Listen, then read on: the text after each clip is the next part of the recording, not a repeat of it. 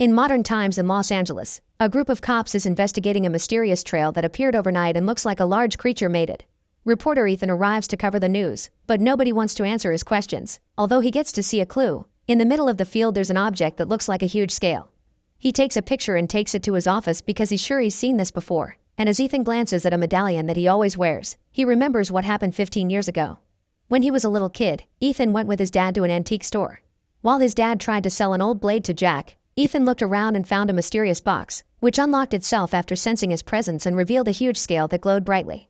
Jack could sense what was going on and pretended to have a heart attack, so while Ethan's father rushed to find help, Jack approached Ethan to share a story. Legends spoke of giant snakes called Imoogis, and every 500 years, one snake would be turned into a celestial dragon to reward it for its good deeds. For that to happen, an object known as Yo was needed, which the evil snake Baraki tried to steal for itself. To stop this from happening, the rulers of heaven hid the Yo in Korea, and when the local lord had a daughter named Naren, she was destined to carry the Yo on the dragon birthmark on her shoulder. Unfortunately, Baraki also learned this information and was waiting to reappear on Naren's 20th birthday, when Yo would finish forming inside her. The heavens also chose 2 warriors to protect the Yo, Haram and his master Bachun. Haram learned from his master all about the good Imoogi and visited it at its cave. Bachun also gave him a medallion sent by heaven that would protect him from any danger. Haram's duty was to make sure that Yo would reach a good Imoogi and not Baraki when the time came, and Naren had to be sacrificed for it. However, Haram still spent a lot of time with Naren and they two became a couple. Eventually Baraki sent his Atrix army to attack the village, which couldn't defend itself against the Atrix's mighty beasts and magical attacks. The soldiers began checking the shoulders of every woman, causing a citizen to tell them about Naren in exchange for being left alone.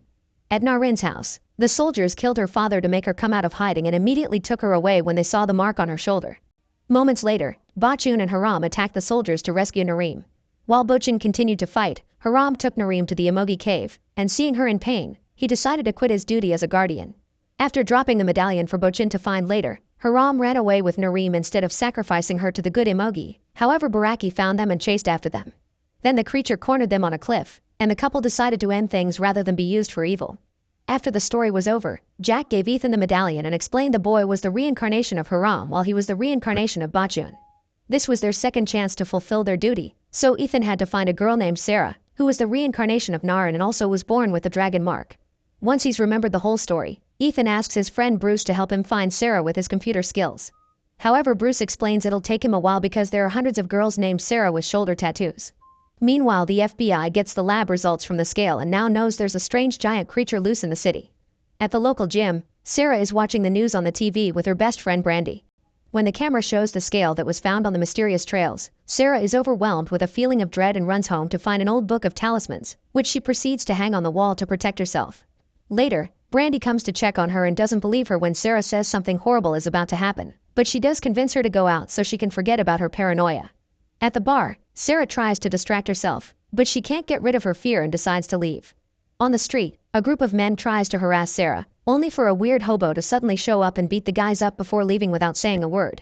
At the local zoo, caretaker Belafonte hears some weird noises, and when he goes to check, he discovers an elephant has been killed by Baraki. Belafonte runs away in fear and soon Baraki leaves as well, so by the time an Atrix general comes looking for clues, he finds nothing. Later at the police station, Sarah is trying to tell the cops what happened to her, but nobody believes a random hobo could beat 3 guys up. A journalist does think her story is interesting though, and he takes a picture of her. The next morning, Ethan goes looking for Jack at the store, but he isn't there. The Atrix general finds him and wonders why Ethan isn't looking for the Yo, but at that moment, Ethan wakes up at his office.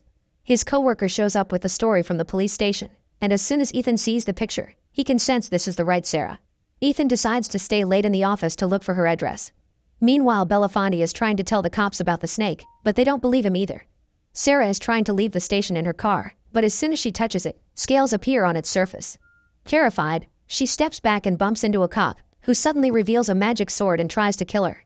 At that moment, Sarah wakes up in her bed and begins feeling unbearable pain, so she calls 911 and they take her to a hospital. Moments later, Brandy tries to visit her friend, but the hospital receptionist won't let her because she isn't family. Brandy and her boyfriend decide to go to Sarah's home and at least get some clothes to bring during visitation hours. Suddenly the whole house begins shaking, and when they go outside to check, they find Baraki roaring at them. The couple tries to run away, but they find their way blocked by the general. This gives Baraki the chance to bite Brandy, but it throws her body in the pool when it realizes this isn't Sarah. The next morning when Sarah tries to leave her hospital room, only to discover the door is locked and there's a guard outside. When she begins screaming, security and nurses have to come to calm her down by force. Meanwhile, Ethan finally finds Sarah's profile, but he's suddenly interrupted by a phone call telling him to cover a murder. When Ethan realizes the address is the same as Sarah's, he rushes there and is relieved to see the dead girl isn't Sarah. Then he overhears a neighbor saying she saw a giant snake and that the house owner is at the hospital, so Ethan goes there next. The hospital receptionist tells Ethan that Sarah has been quarantined because the mark on her shoulder may be infectious, which sounds very suspicious. Meanwhile, Belaford is sent to see a psychiatrist, who decides he's crazy. At that moment, Baraki appears at the window and Belaford tries to prove his story, but the snake leaves before the doctor can see it, and Baraki is sent to the mental ward. Back to Ethan. He wonders what to do when he suddenly bumps into a doctor who recognizes him from his stories, saying he's a big fan. The doctor agrees to help him see Sarah and takes him to her room, where he finds her in a shy and scared state because nobody believes her when she says something dangerous is coming. Ethan explains it's already happening, but before he can say more, Baraki begins attacking the hospital. The doctor comes to warn the couple and sends them out through a back exit. Right after they're gone, the doctor reveals to be Jack using an illusion again, implying he had also been the hobo. Ethan and Sarah find Bruce waiting in his car and immediately take off. Baraki tries chasing after them, but the car is faster and leaves it behind. A few miles later, Bruce accidentally hits someone with the car, and Ethan recognizes him as the Atrix general from his dream. The general wants to capture Sarah, so Bruce tries shooting him and Ethan hits him with a piece of wood, but neither can hurt him. Next, Bruce steals the general's sword, but the sword sheath itself because Bruce isn't its master, and the general hits Bruce with a shock of magic. Then he tries to go after Sarah again, only to be suddenly hit by a random car. Ethan quickly drags Sarah into the new car and asks the driver to take them away. Afterward, Baraki decides to summon the rest of his Atrix army as backup. Meanwhile, the FBI starts a meeting to discuss what's going on. Some higher-ups don't want to believe it, but there's enough evidence to indicate there's a mythical monster on the loose, and all the clues lead back to Sarah. Therefore, the agents get an order to capture the girl and terminate her if necessary. They also send a group of soldiers to go after the snake, finding it hiding in a cave.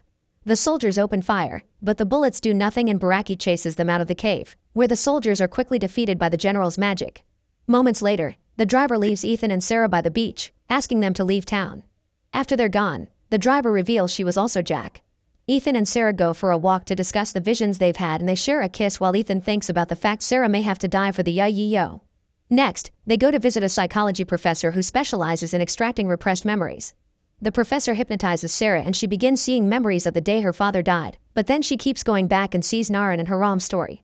Suddenly Sarah starts glowing and floating, meaning the yo has finally finished forming. This awakening has been sensed by Baraki, who shows up to start destroying the house.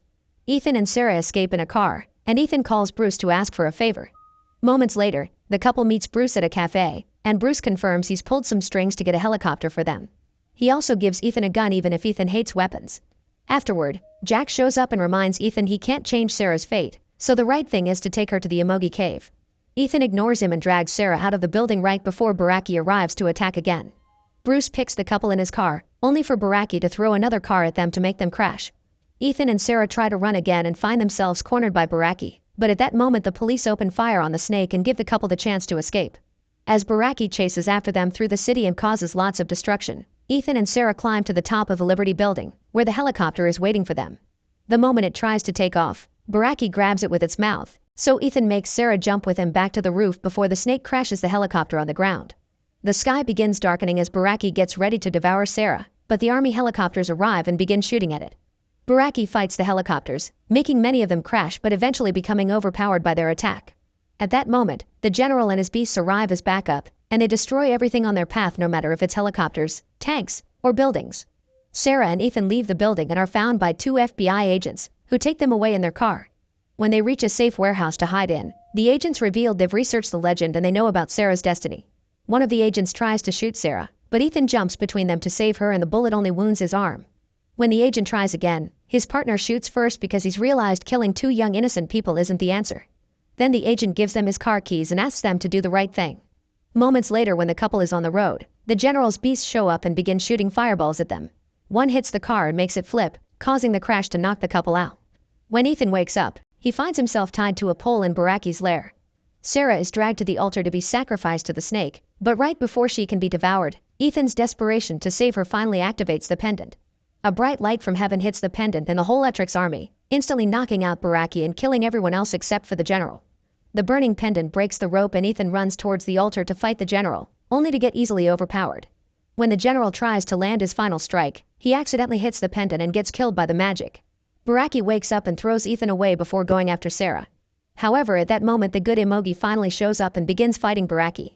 As the monsters engage in a furious battle, Ethan wants to take the chance to escape, but Sarah sees that the good Imoogi is losing and finally accepts her destiny. She summons the Yi Jiao and sends it to the good Imoogi, who instantly wakes up and transforms into a legendary dragon. With this new power, the dragon easily defeats Baraki and kills it for good with a fireball. Afterward, the dragon comes to check on Ethan, who is holding Sarah's unconscious body. The dragon expels the Yi Jiao for a few seconds to transform Sarah's body into her pure essence, and she gets to appear before Ethan to tell him she loves him and that they'll see each other again someday. Then Sarah becomes part of the Yi Jiao and the dragon picks it up to go to heaven with Sarah's tears in its own eyes. Ethan watches them with sadness, and when he turns around he sees Jack's spirit disappearing too as he congratulates him for doing the right thing. Make sure to subscribe and turn on notifications so you can watch more videos like this. Thanks for watching.